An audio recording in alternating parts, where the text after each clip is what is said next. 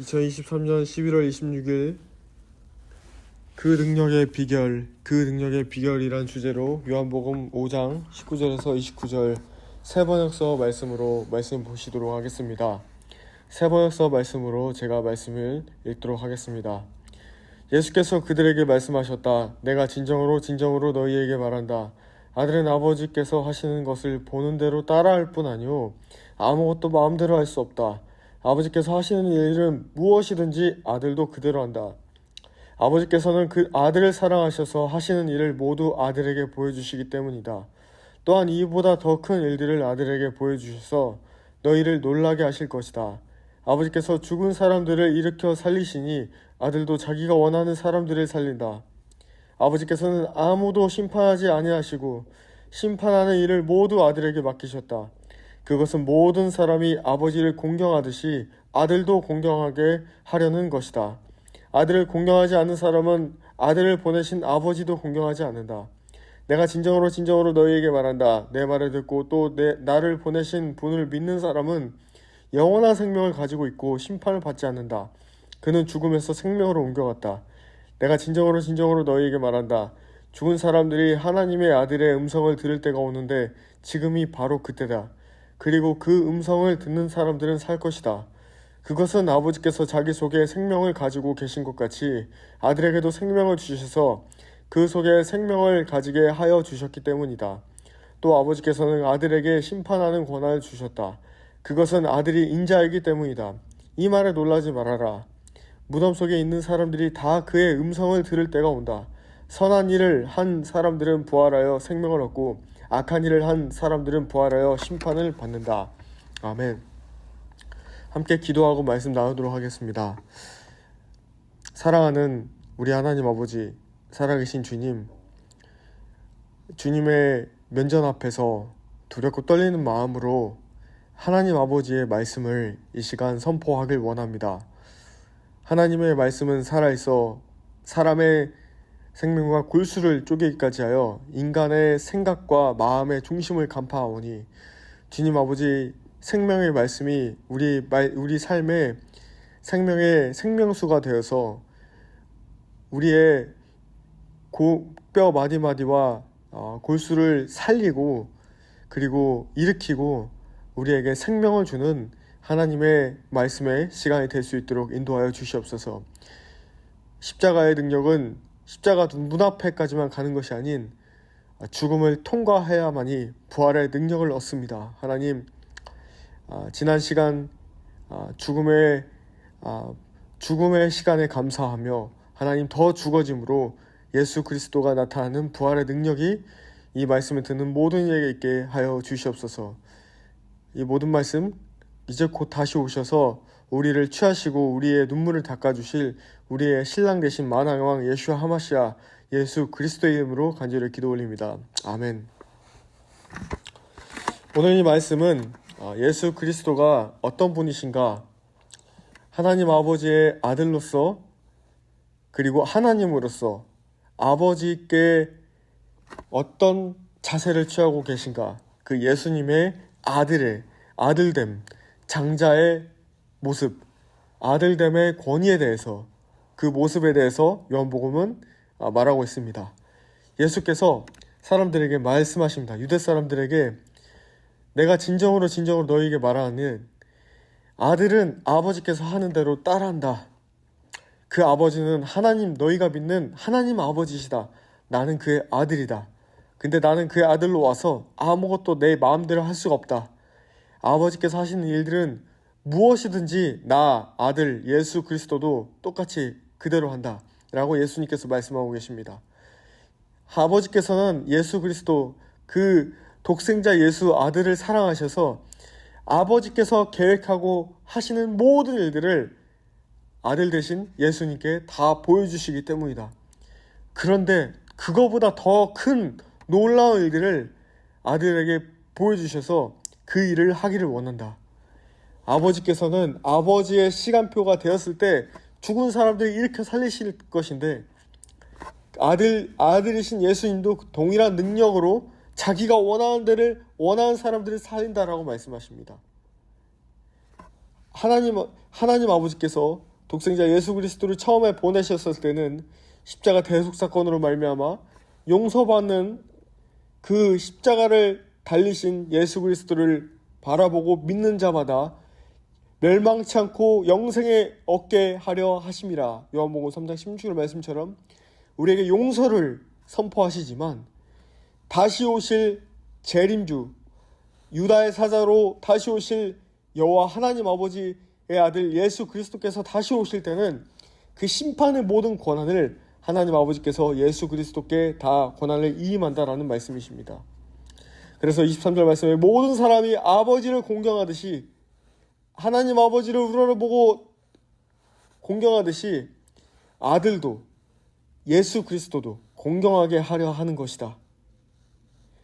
진정으로 말씀하신다. 영원한 생명을 가지고 계신 예수님을 믿는 자는 심판을 받지 않느나 예수 그리스도를 믿지 않는 자는 저 영원한 불못불 지옥 불에 떨어져서 죽는다. 천국과 지옥은 반드시 있다. 이 천국과 지옥의 이 갈림선상에서 예수 그리스도의 십자가 앞에, 초대하신 주님 앞에 그 십자가를 바라보며 나아갈 것과, 아니면 이 세상이 주는 유혹, 이 먹고 사는 문제, 재물의 유혹과 이 모든 부르심을 막아내고 있는 이 사단의 유혹과 거짓 속임수에 넌 넘어져서 그 멸망의 길로, 파멸의 길로 갈 것인가? 예수님께서 말씀하십니다. 죽은 사람들이 아들의 음성을 들을 때가 온다. 히브리서 말씀에서도 마지막 때에 안식하는 자들에게 하나님께서 아들의 음성으로, 성령님을 통하여, 예수 그리스도, 하나님의 아들이신 예수 그리스도의 음성을 성령님을 통하여 들려주시고 살리신다고 말씀하십니다. 모든 권한을 이 인자 대신 예수 그리스도께 다 주신 것입니다. 그래서 이 모든 우리의 승리의 비결은 예수 그리스도이십니다.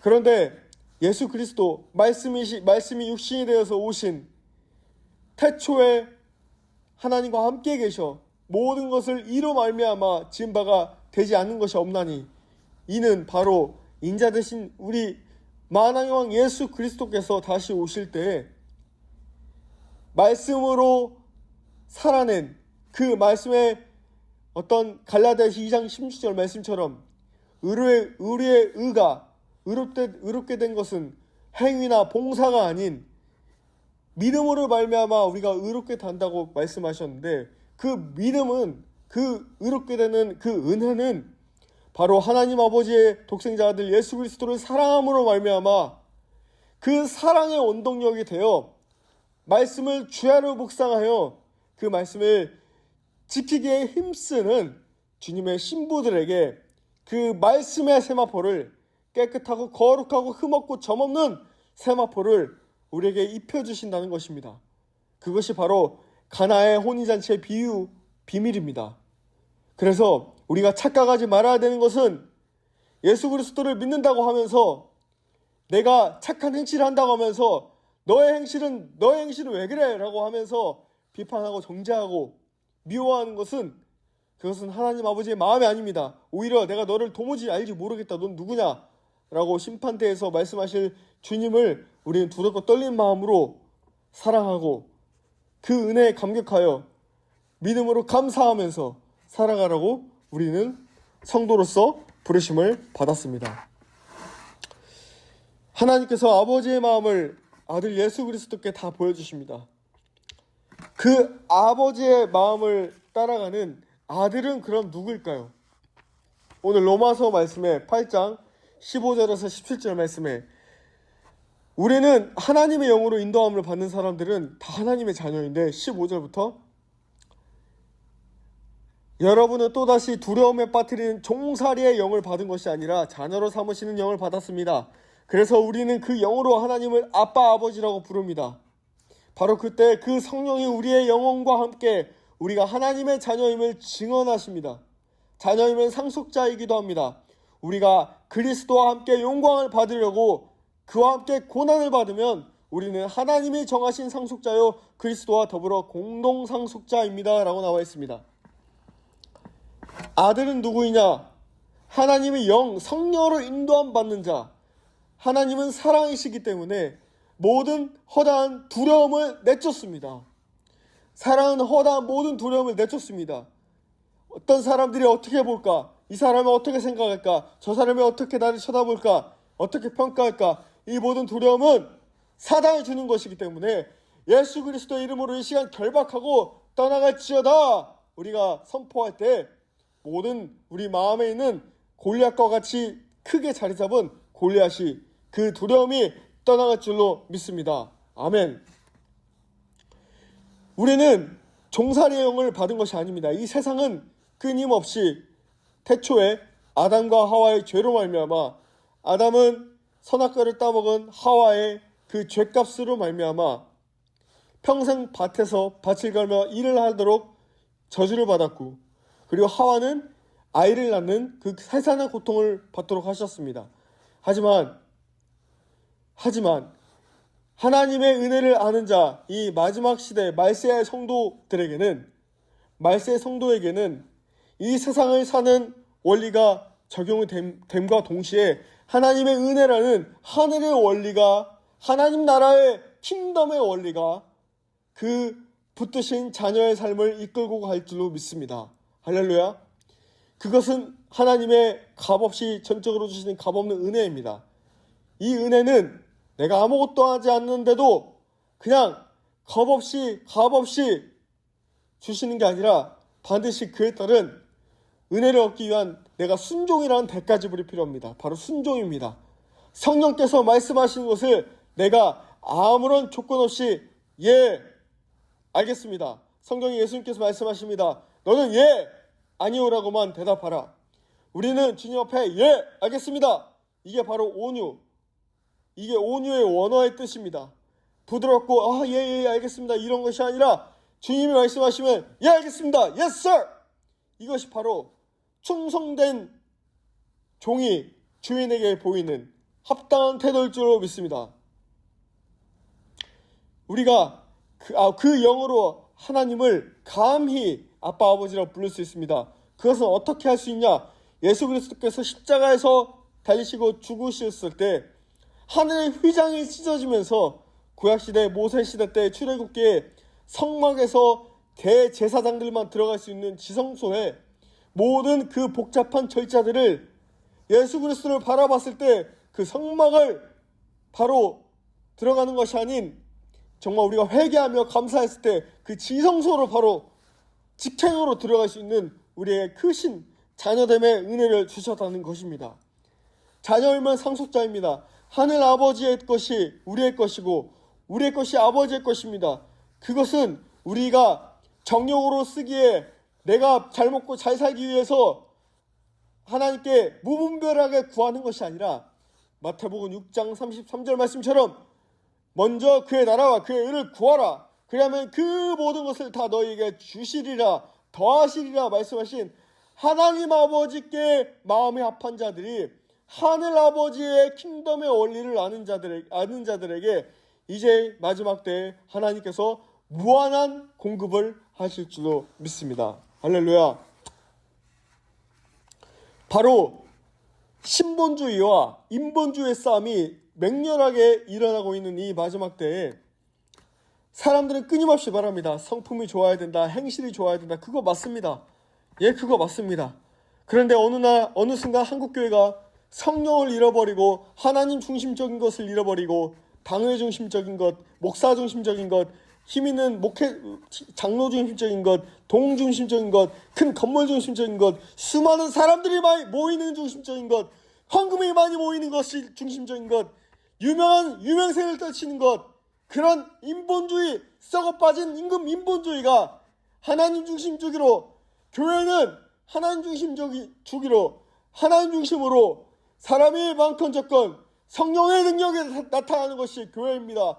그런데 이런 인본주의가 가득한 교회, 하나님은 없고 성령님은 없고 다 인간이 하나님의 자리에 앉아서 자기가 하나님의 뜻인 것 마냥 그렇게 하는 모든 것들이 이 시대에 썬데이 크리스찬 교회에 왔다 갔다 하는 자들은 많아졌지만 하나님의 능력, 교회를 30년, 40년, 50년 다녀도 하나님의 어떤 분이신지 하나님의 마음을 전혀 모르고 살아가는 자들이 지옥으로 떨어지는 목회자, 장로, 권사, 집사들이 너무도 많다는 것이 너무도 안타깝습니다.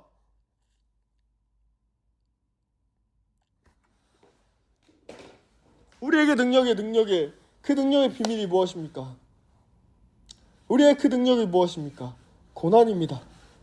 오늘 말씀에 너는 고난에 참여하라. 십자가 부활을 통과하라. 그 고난에 어떻게 참여할 수 있을까요? 시편 23편 말씀 보면 시편 23편 말씀 오랜만에 다시 다 아는 말씀이지만 찾아서 말씀을 읽도록 하겠습니다. 새벽서 말씀을 읽도록 하겠습니다. 주님은 나의 목자시니 내게 부족함이 없으라. 나를 푸른 풀밭에 두이시며 쉴만한 물가로 인도하신다. 나에게 다시 새 힘을 주시고 당신의 이름을 위하여 바른 길로 나를 인도하신다. 내가 비록 죽음의 그늘 글자기로 다닐지라도 주님께서 나와 함께 계시고 주님의 막대기와 지팡이로 나를 보살펴 주시니 내게는 두려움이 없습니다. 주님께서는 내 원수들이 보는 앞에서 내게 잔치상을 차려주시고 내 머리에 기름 부으시어 나를 귀한 손님으로 맞아주시니 내 잔이 넘칩니다. 진실로 주님의 선하심과 인자하심이 내가 사는 날 동안 나를 따르리니 나는 주님의 집으로 돌아가 영원히 그곳에서 살겠습니다. 아멘. 주님은 우리의 목자이십니다. 우리는 그분의 양이죠. 주님께서 우리를 쉴만한 물가로 인도하셔서 풀을 뜯어먹게 하시고 물을 주십니다. 그리고 지쳐있는 우리에게, 쓰러져 있는 우리에게 수고하고 짐진 나의 모든 양들아, 나의 모든 사랑하는 아들, 딸들아, 다 나에게로 오라. 나의 멍에는 가볍고 쉬우니 다 나에게 와서 맡겨라. 나를 바른 길로 인도하신 주님, 사람이 그 길을 정할지라도 우리의 길을 인도하신 분은 오직 여호와 하나님 한 분뿐이심을 믿으시길 바랍니다. 아멘. 비록 우리가 의인은 고난이 많습니다. 의인은 고난이 많은데 그 죽음의 골짜기로 다닐지라도 사람들이 다 이해할 수 없고 나를 손가락질하고 미워하고 멸시하고 고통 주고 완전히 짓밟을지라도 주님께서 나와 함께하고 계시고 주님의 막대기와 지팡이로 나를 보살펴 주시니 우리에게 두려움이 없습니다. 왜? 우리의 인생은 다 그 능력의 비밀, 그 능력을 주시는 예수 그리스도께 다 맡겨져 있기 때문입니다. 주님께서는 내 원수들이 보는 앞에서 내게 잔치상을 차려주십니다. 이해할 수 없는 벼랑 끝에 서 있는 그 상황 가운데 하나님은 나는 죽고 예수 그리스도로 살고자 하는 모든 그런 주님의 권속들에게 하나님의 무한하신 하늘의 능력을 보여주시는데 그것이 바로 마지막 때에 주님께서 주님의 자녀들에게 보여주실 성령의 놀라운, 마치 빌립 지사가 순간이동을 하고 엘리야가 하늘을 승천했던, 그리고 기도원이 기도했던, 기도원의 기도와 모세의 기도와 태양이 멈추고 홍해가 갈라지고 했던, 그리고 요단강이 갈라졌던 그 모든 기적의 역사, 예수 그리스도께서 죽은 자를 살리시고 나병한 자를 고치시며 안진뱅이를 일으키시고 눈먼 자의 눈을 고치셨던, 사랑하는 여러분, 인간은 어렵다고 죽을 수밖에 없다고 하지만 하나님은 모든 걸 하실 수 있습니다. 하나님은 모든 것을 행하시고 완성하실 수 있는 분이 우리 하나님 아버지이실 줄로 믿으시길 바랍니다. 저도 그렇게 선포하면서 주님의 능력을 믿길 원합니다. 야곱과 에서가 오늘 지난주에 토라 포션에 나왔습니다. 야복강에서 씨름을 하죠, 야곱이. 그리고 하나님께서 말씀하신 베델로 올라갑니다. 전쟁 후에 아롱이 다롱이를 취하고 전리품을 취합니다. 야곱은 아내를 얻기 위해서 20년을 외삼촌 라반의 집에서 일을 합니다. 그리고 형 에서의 장자권을 팔았다는 명분 때문에, 그것 때문에 평을 피해서 외삼촌의 집에서 일을 하다가 20년 만에 외삼촌 라반의 집에서 떠나서 형을 만납니다. 그때 형을 만나기까지 그 고난의 시간, 아픔의 시간 가운데 우리는 삶의 현장에서 전쟁을 치르고 매일매일 살아가죠. 그 아픔의 시간들 가운데 하나님은 우리의 마음을 하나님의 아버지의 성품에 닮은 자로서 만들어 가신다는 것입니다. 호세아서 12장 12절 말씀에 야곱이 아람의 들로 도망하였으며 이스라엘의 아내를 얻기 위하여 사람을 섬기며 아내를 얻기 위하여 양을 쳤고, 아내를 얻기 위해 20년을 섬겼던 것, 십자가의 능력을 얻기 위해 자기 부인이 필요한 것. 예수님께서 말씀하신 능력 있는 사람들은 어떤 사람들입니까? 바로 형 에서를 향한 새 마음이 생긴, 하나님의 마음으로 꽉꽉 채워진 그런 사람들을 하나님이 귀하다 말씀하시는 것입니다. 야곱이 형 에서를 향한 새 마음이 생겼을 때 그 두려움 가운데 하나님은 야곱의 이름을 이스라엘로 바꾸시면서 야곱에게 새 마음을 허락하시고 하나님 아버지의 성품에 맞는 자로서 바꿔가고 다듬어가고 계십니다. 그런 야곱을 큰 자로 만드시는데, 성경에서는 예수님께서 큰 자가 어떤 자라고 말씀하시냐, 누가복음 22장 24절에서 30절 말씀에 바로 큰 자는 어린아이와 같은 자, 바로 섬기는 자가 되어야 된다라고 말하고 있습니다. 여기서 어린아이와 같은 자, 그것은 순진한 사람이 아닙니다. 순결하고 깨끗하며 순수하며 주님 앞에, 사람 앞에 정직한 것을 말하고 있습니다. 세상은 끊임없이 말합니다. 가려야 된다. 너의 치부를 쉽게 드러내지 마라. 사람들이 이용하고 짓밟기 때문입니다. 저도 그런 경험을 무수히 당해봤습니다. 하지만 주님께서 말씀하셨어요. 왼뺨을 때리거든 오른뺨을 돌려대며 너에게 겉옷을 달라고 하거든 네 속옷까지 주며 너에게 오리를 같이 가자고 말하거든 심리까지 같이 가라. 하나님의 원리는 세상에 봤을 때 너무도 미련합니다. 하지만 정말 하나님의 원리는 세상에서는 높은 자리로 올라가기 위해서 짓밟고 죽이고 음해하고 모함하고 그 사람을 어떻게든 내 눈앞에서 없애야 정치판에서 너무 많이 이루어지고 있죠. 그런데 하나님 나라의 원리는 제자들에게 말씀하시죠. 이 어린아이와 같이 되어야 된다. 제자들에게 또 말씀하십니다. 예수님께서 누가복음 22장 28절, 너희는 내가 시련을 겪는 동안에 나와 함께한 사람들인데 내 아버지께서 내게 왕권을 주신 것처럼 너에게도 왕권을 주겠다. 시련을 겪는 것, 예수 그리스도의 이름 때문에 의를 위하여 박해를 받고 핍박을 받는 것은 하나님 나라의 복이 됩니다. 참 아이러니하죠. 이 땅에서는 문제가 오면 나 힘들어 죽겠는데 그 문제에 함몰돼서 너무 문제가 커서 하나님을 바라보지 못하겠는데, 저도 그렇습니다. 계속해서 하나님의 앞에 그 하나님의 카이로스 시즌이 가까워지면 가까워질수록 문제가 오는 것이 그 정도가 너무 어마어마하게 커서 와 이거 숨을 못 쉬겠습니다. 그런데 오늘 성경에서는 말합니다. 시련은, 고난은 왕권을 주시기 위한 하나님의 장치이다. 아멘. 시련은, 고난은 하나님 나라의 왕권을 주시기 위한, 다윗의 열쇠를 주시기 위한 하나님 나라의 놀라운 장치이다. 자, 그런 자들, 왕권을 받는 자들, 하늘의 그 아들의 권위를 받는 자들은 어떤 자들일까요? 누가 하나님을 예배할 수 있을까요?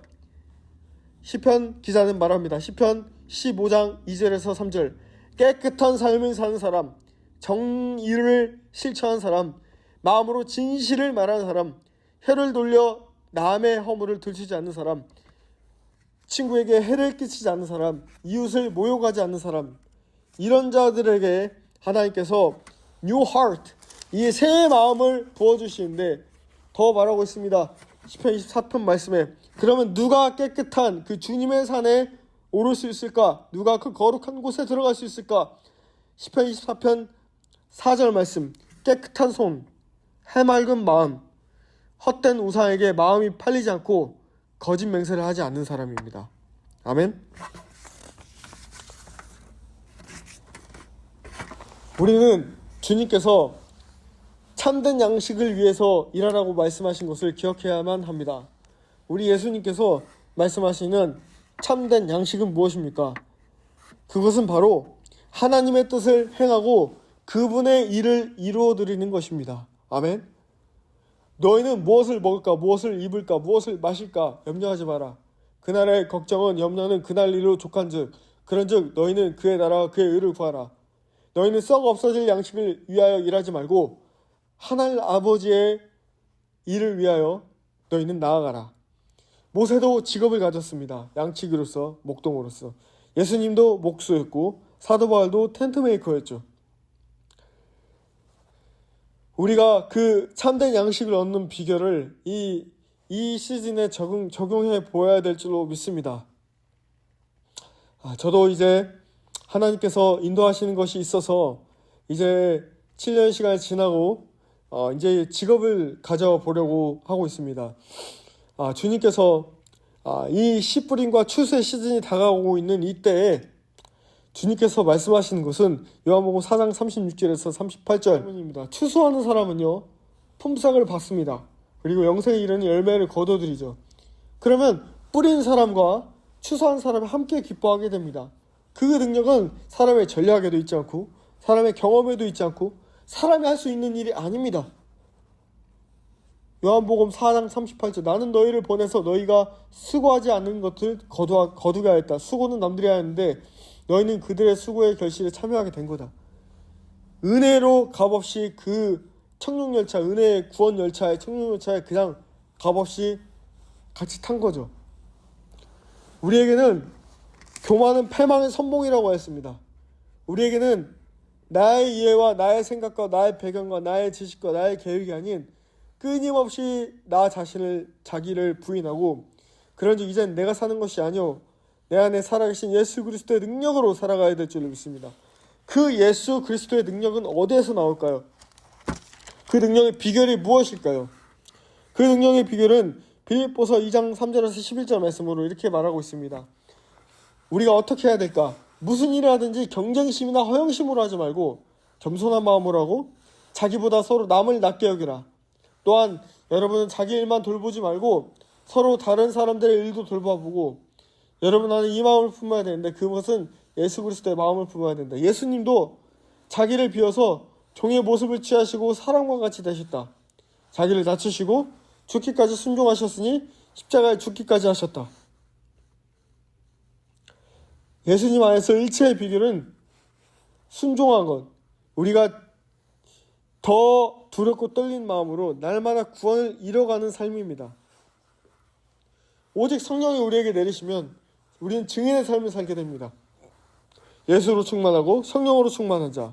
그러면 항상 기뻐하고 쉬지 말고 기도하며 범사에 감사하며 성령을 멸시하지 말고 예언을 멸시하지 성령을 소멸하지 말고 예언을 멸시하지 않을 수 있습니다. 그 기뻐함과 기도와 감사함의 그 놀라운 단순한 것 같지만 그것을 날마다 실천하지 못했을 때 우리는 부르심의 자리에서 한 발짝 뒤로 멀어진 순간 사단 마귀가 그때 바로 불화살을 계속해서 쏴대면서 우린 넘어질 수밖에 없게 이 땅에서 살아갑니다. 왜? 우리를 양을 이리 가운데 이리 때에 보내신 것처럼 우리를 보내셨기 때문에 우리는 비둘기처럼 순결하지만 뱀처럼 지혜로워야 됩니다. 악한 자의 불화살을 막을 믿음의 방패와 성령의 갑옷 에베소서 6장 말씀에 하나님의 전신갑주를 날마다 취하고 있어야 되는데 이것은 쉽지 않은 일입니다. 왜? 한순간이라도 방심하고 나태해지고 게을러지면 그 즉시 죄가 들어오고 그 죄가 주는 유혹의 달콤함에 넘어가면 그 성도로서의 그 직분을 망각하고 하나님의 뜻과 전혀 관계없는 그런 일로 내가 파멸의 길을 걷게 되기 때문입니다.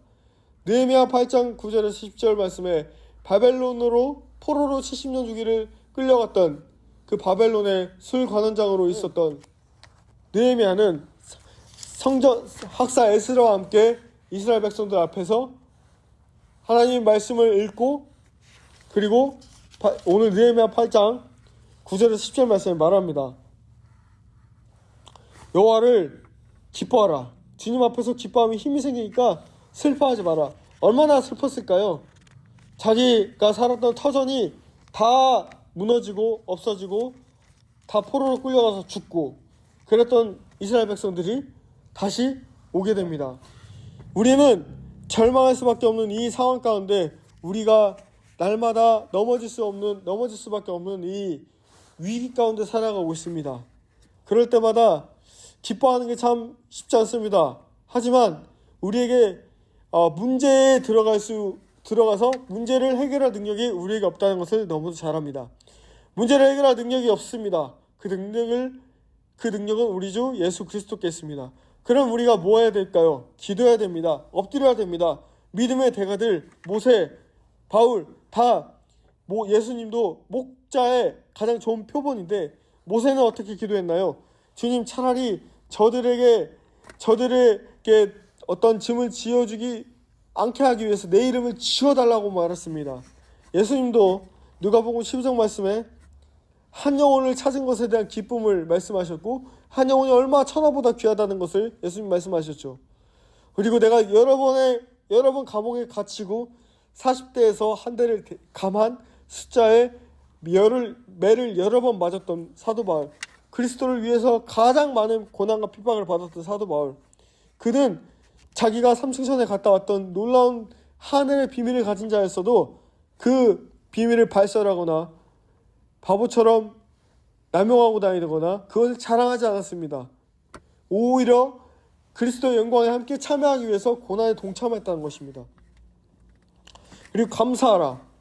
내 삶이 패패해지고 관계를 망치는 모든 요인은 감사하지 못하고 그냥 모든 게 당연하다고 여기는 겁니다. 당연하다고 여기는 순간 모든 것이 망합니다. 모든 것은 당연한 게 없습니다. 하나님 아버지의 이치로 섭리로 하나님께서 운행하고 다스리시지만 우리는 하나님 앞에서 인간관계를 하면서 살아가는 인간으로 창조를 받았는데 인간관계를 잘하기 위해서 오늘 예수님은 산상수훈 말씀에 그 작은 한 예를 들면 마태복음 7장 1절 말씀에 너희가 심판을 받지 않으려거든 남을 심판하지 말라고 하셨고요. 12절 말씀에 무엇이든지 남에게 대접받고자 한 대로 너희도 남을 대접해라 라고 말하고 있습니다. 우리가 살면서 주님과 함께 동행하는 그런 모든 여정 가운데 사방에 우겨싸움을 당하고 수많은 문제투성 가운데 어둠의 터널 속에서 또박 걸어갈 수 있는 그 원동력, 그 능력이 제가 모든 것이 다 끝났다고 생각한 때에 이번 달 예배를 시작할 수 있는 그 능력의 비결은 바로 예수님입니다. 제 시간들 살면서 죽음을 경험하고 심판대에 그리고 죽으려고 심판대 앞에 갔을 때 죽으려고 주님 앞에 갔을 때 심판대 앞에 갔을 때 내가 아무것도 내세울 게 없다라는 것을 발견한 순간 나의 인생의 제2막은 예수님 닮아가기를 힘쓰자. 성령이 없이 성품만 말하면 안 됩니다. 하지만 성령만 있어도 안 되고 성품만 있어도 안 됩니다.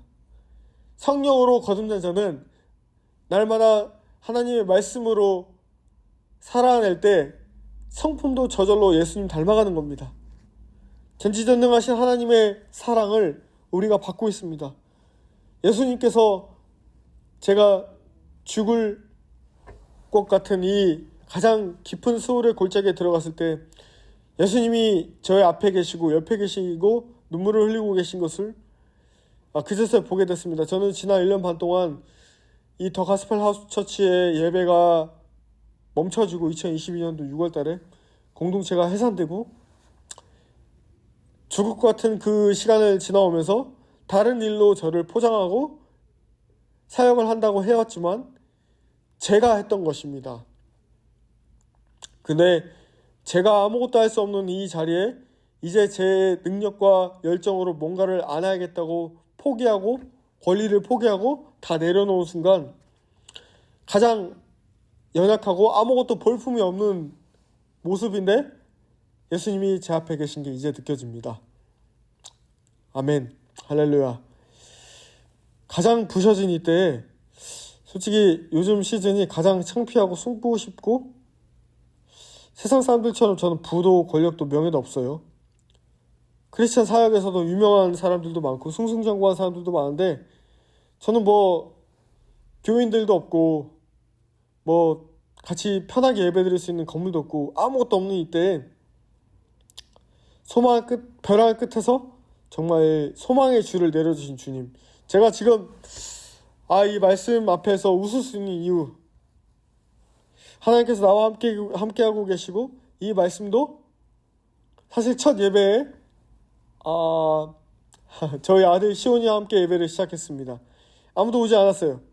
하나님께서 나와 함께하고 계시고 지금도 앞으로도 영원토록 나와 함께하고 계실 주님이 이 시간을 인도하시고, 저는 이번 주 설교도 안 하고 그냥 넘어갈까 했는데 하나님께서 이렇게 하라고 하셨고, 앞으로의 말씀은 어떤 진통과 고통이 따르더라도 지우지 않을 겁니다. 그렇게 기도해 주시고 격려해 주십시오. 이제 마지막 때의 교회로서 주님이 5년 전에 말씀하셨던, 그리고 개척할 때 말씀하셨던 3년 전에 교회로서 올바른 소리를 외쳐라, 순종할 것이고 주님이 행하시는 일들을 주님의 때를 기다리며 묵묵히 말씀 사역자로서 제 입술이 사단 마귀가 검은 실로 봉해서 제 입을 막아 나왔다면, 이제는 듣든 사람이 있든 안 듣는 사람이 있든 하나님의 말씀은 능력이 있기 때문에 선포된 순간 하늘의 연계가 바뀝니다. 하늘의 연계가 바뀌고 선포되는 그 말씀의 능력이 있기 때문에, 저는 사람이 많아서 제 말씀을 듣는 조회수가 많고 제 앞에 성도가 지금 한 명도 없습니다만 수많은 사람들이 있는 것처럼 그 마음으로 설교를 하고 있는데, 하나님의 말씀을 가감없이 전달할 때 그 말씀 안에 생명력이 있다고 믿습니다. 주님은 모세에게 말씀하십니다. 그리고 여호수아에게 말씀하십니다. 다윗과 솔로몬에게 동일하게 말씀하십니다. 너는 강하고 담대하라. 두려워하지 말라. 내가 너와 함께하고 있노라. 이 율법책을 주야로 읽고 묵상하며 네 삶에서, 네 말씀에서 떠나지 말게 하라. 말씀의 능력입니다. 할렐루야. 말씀의 능력입니다. 말씀을 묵상하지 않고 내 생각과 내 뜻대로 하려고 하기 때문에 제가 지난 시간 저에게 붙여주신 영혼들을 사랑하지 못했고, 제 판단의 기준으로 난도질하고 칼질하고 참 미련하고 바보 같은 짓을 참 많이 했습니다. 저도 주님 앞에 죽을 수밖에 없는 죄인인데 용서를 받은 자로서, 사랑을 받은 자로서, 사람은 용서하고 사랑할 대상이지 절대로 우리가 판단하거나 비난하거나 심판할 대상이 아닙니다. 그것은 내가 하나님 자리에 올라가 있는 거죠. 보혈의 능력을 믿고 회개합니다. 말씀을 맺습니다. 지난주에 주님 교회를 다시 시작하라고 주님께서 기가 막히게 인도를 다시 해가시는데 많은 사인을 구했습니다. 그 중에 많은 사인을 구할 때 저희 7살 아들을 통해서 여러 가지 계속 말씀하시고, 제가 하나님 이 예배를 시작하는 것이 맞습니까? 3일 안에 교회가 시작되는 것을 알려주십시오, 듣게 하십시오 했을 때 라디오를 통해서 어떤 목사님을 통해서 듣게 하셨고, 그것도 모자라서 일주일 안에 정확하게 듣게 해주십시오, 기도 가운데 성령께서 떠오르게 하시는 사람이 있어서 전화를 드렸어요. 일본에 계신 목사님께. 그랬더니 목사님께서 한 말씀 해주시는데 머리끝부터 발끝까지 찌릿찌릿 울리는데, 그 목사님과 통화하기 전에 저는 한 교회에서 기도를 하고 있었고 성령님께서 이사야서를 읽어라 그러셨는데, 그 목사님하고 통화하는데 그 목사님이 이사야서 41장 말씀을 하시는 겁니다. 이사야서 41장 14절 말씀을 하셨어요. 제가 읽도록 하겠습니다. 너 지렁이 같은 야곱아, 벌레 같은 이스라엘아, 두려워하지 말아라. 주님께서 말씀하시기를 내가 너를 돕겠다. 나 이스라엘의 거룩한 하나님이 너를 성령한다고 하셨다.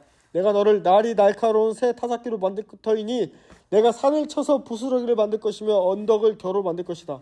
할렐루야. 수많은 성도들이 지금 가련하고 빈궁한 성도들이 물을 찾지 못해서 갈증한 혀로 어디로 갈지 저기로 갈지 교회를 찾아 떠돌아다니고 혼자 남아있는 이때에 하나님은 저에게 5년 전에 코로나 사태가 일어나기 전에 남은 자를 모으실 거라고 말씀하셨고, 그리고 올해만 해도 교회가 필요하다고 작년부터 3팀, 4팀이 찾아왔었는데 전 다 돌려보냈습니다. 제가 목회할 준비가 안 됐고 아무런 용기를 다 잃어버린 그냥 로덴나무에서 쉬고 있는 엘리야 같은 모습이었기 때문입니다. 그런데 그 일본에 계신 목사님 통해서 하나님의 뜻이 역원했다.